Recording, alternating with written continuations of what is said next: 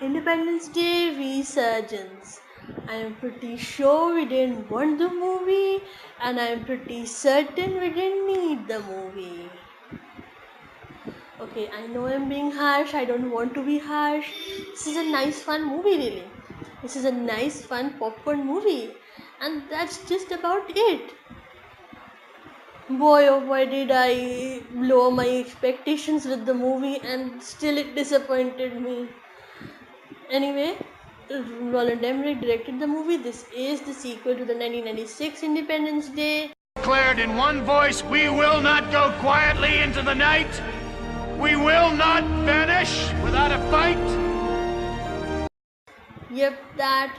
And for a movie that has been 20 years in the coming, boy oh boy, did it have problems. Did it have its massive, massive problems.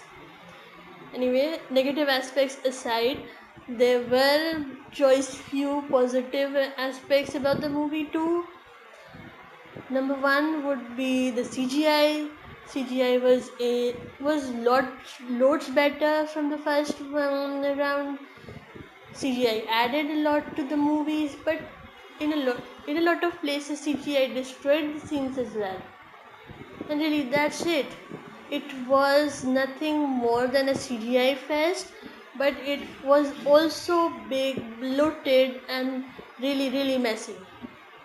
If I want to compare to the first movie, I think I would prefer the first one, because while things were more ridiculous in that movie, at least it was a cleaner fest.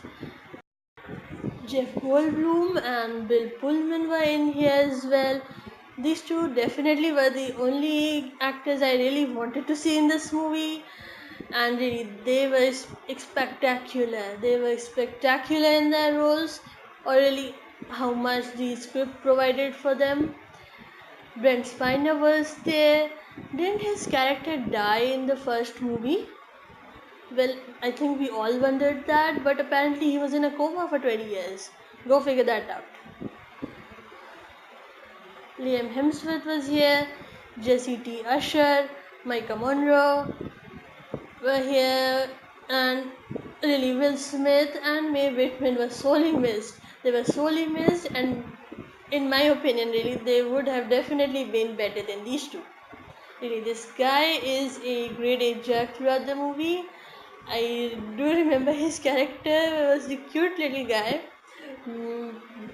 waving that toy gun around in the first movie, and he grew up to be such a jerk. That's just sad. That's just sad. This guy has such great lines. He has such a great portion in the movie, and he is so bad at it. Well, Liam Hemsworth, of course, was your perpetual good guy. He give this guy something complex to do, people. Hollywood, give this guy something complex to do. He has been playing the good boy for pretty much every movie I have seen him in. Give him something more to do. And really, okay, I'm not even going to say anymore. Let's move aside. The story was pretty much simple and similar. The aliens are back, this time in a much bigger ship in diameter and much more firepower. Of course, the Homo sapiens aren't far behind. It's been some time since the first invasion, and since then they have adapted the alien technology in their day-to-day life and are more capable than ever to mount a defense. Yep, that's it.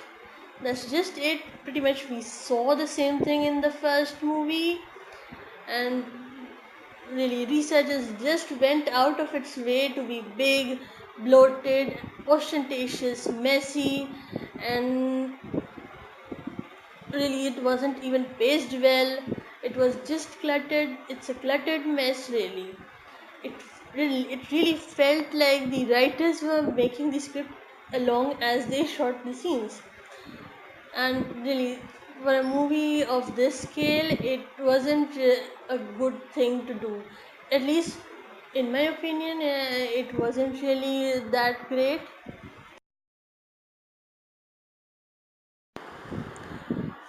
Another thing that kept bugging me was that with a movie of this size, with such a long cast of characters, it just felt like the writers kept introducing us to new characters.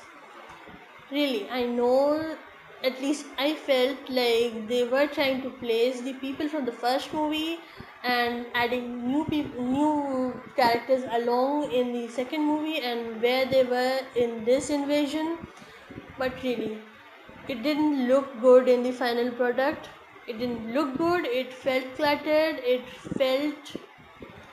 didn't have a center really, and really this is what I appreciated more about the first movie as well. In that, the story was much more centralized.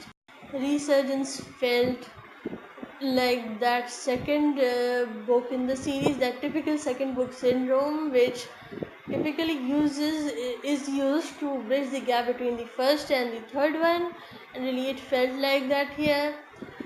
This movie dropped a lot of hints that we'll be getting more movies. Hopefully, they will be better. I do pray to God, to anyone who would listen, that it needs to be better, really, because this universe has some great things they could add in it, and if done right, they could really make it a masterpiece, really. Of course, I'll rate it only 2. Don't ask me anymore. It didn't really even deserve that 2. I felt like giving it the only 1 rating. But it was fun. At the end of the day, this is just a CGI fest and it is a fun, entertaining movie. Albeit without the brains.